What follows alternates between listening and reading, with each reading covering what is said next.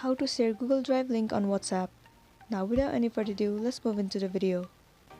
First of all, open your Google Drive. Locate the file that you want to share it on WhatsApp.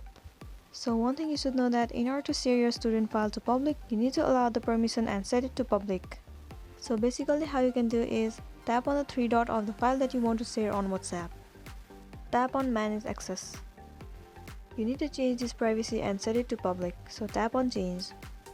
Tap on this link and set the privacy anyone with the link. Once it is done, go back to your home page. Tap on this three dot once again. Right here you'll get to see the option of copy link. Tap on it. Once the link is copied, go back and head over to your application WhatsApp. Move into the inbox of the person that you want to share. Paste the link that you have just copied and then tap on Send. There you go, the link has been successfully shared to this person on WhatsApp. Now the other person will just have to tap on the link and they will get the access to this file. So this is it for today, and this was our tutorial video on how to share Google Drive link on WhatsApp. I really hope this video is gonna help you out. Thanks for watching it till the end.